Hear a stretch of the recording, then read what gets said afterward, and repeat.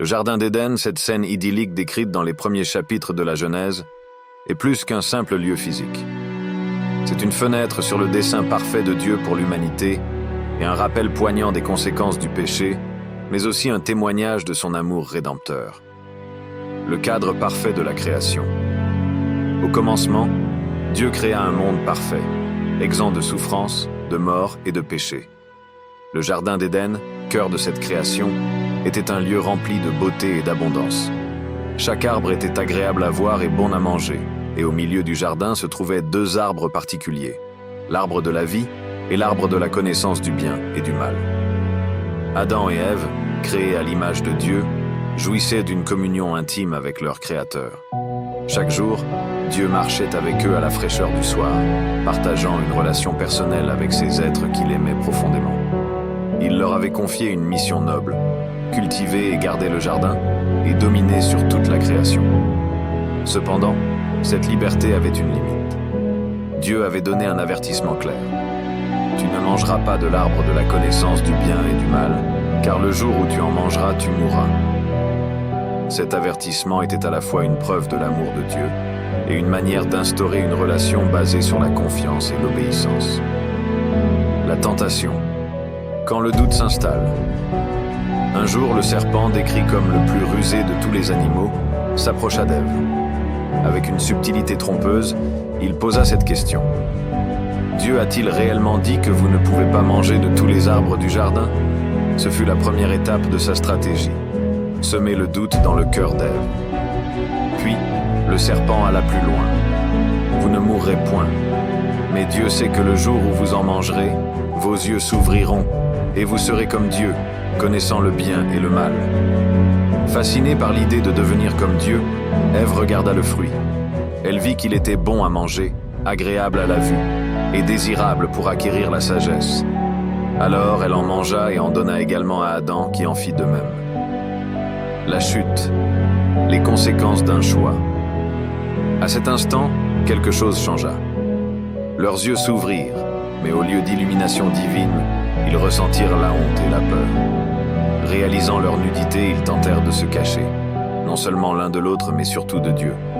Lorsque Dieu les appela, Adam répondit « J'ai entendu ta voix dans le jardin, et j'ai eu peur, parce que je suis nu. Alors je me suis caché. » Dieu confronta Adam et Ève à leur désobéissance. Adam accusa Ève, et Ève accusa le serpent. Cependant, chacun dut porter sa propre responsabilité. Dieu annonça les conséquences de leur choix. Douleur, labeur et la mort physique. Mais le pire de tout fut leur séparation spirituelle d'avec Dieu. Pourquoi Dieu a interdit l'arbre de vie après la chute? Après avoir prononcé les jugements, Dieu fit quelque chose d'étonnant.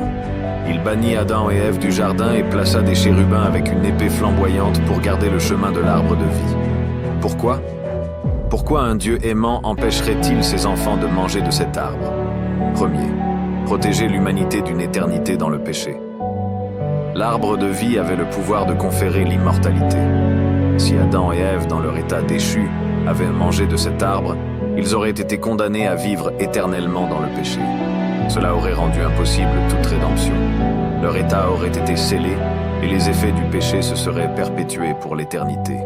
Dieu, dans son amour, a choisi de les empêcher d'accéder à cet arbre pour préserver un espoir de restauration. En les bannissant, il préparait un chemin pour que l'humanité puisse être réconciliée avec lui à travers le futur Sauveur, Jésus-Christ. 2. Maintenir l'intégrité de sa parole. Dieu avait déclaré que la désobéissance entraînerait la mort. Permettre à Adam et Ève d'accéder à l'arbre de vie aurait compromis cette vérité.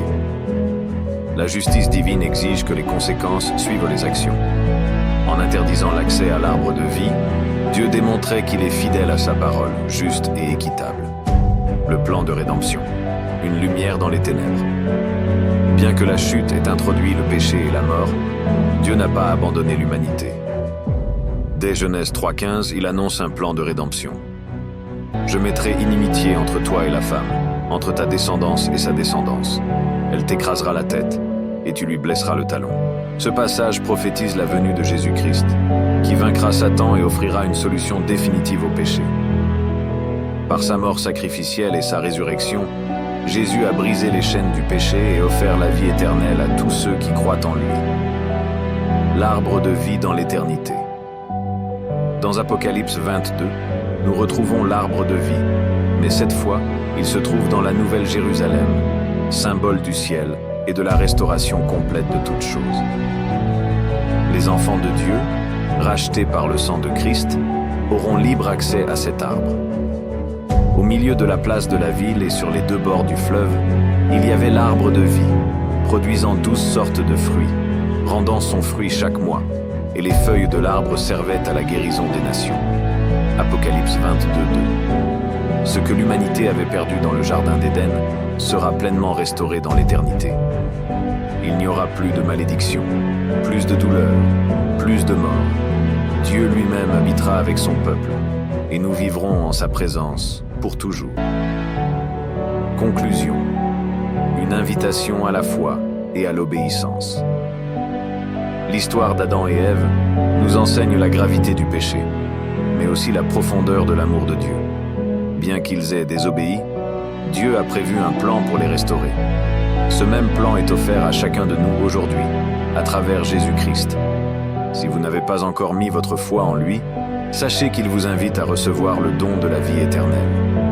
Et pour ceux qui marchent déjà avec Christ, souvenez-vous que notre obéissance est une manière d'honorer notre Père Céleste. Rejoignez-nous sur la chaîne Voix du Ciel pour découvrir davantage de vérités bibliques et n'oubliez pas de vous abonner pour ne rien manquer. Que Dieu vous bénisse abondamment.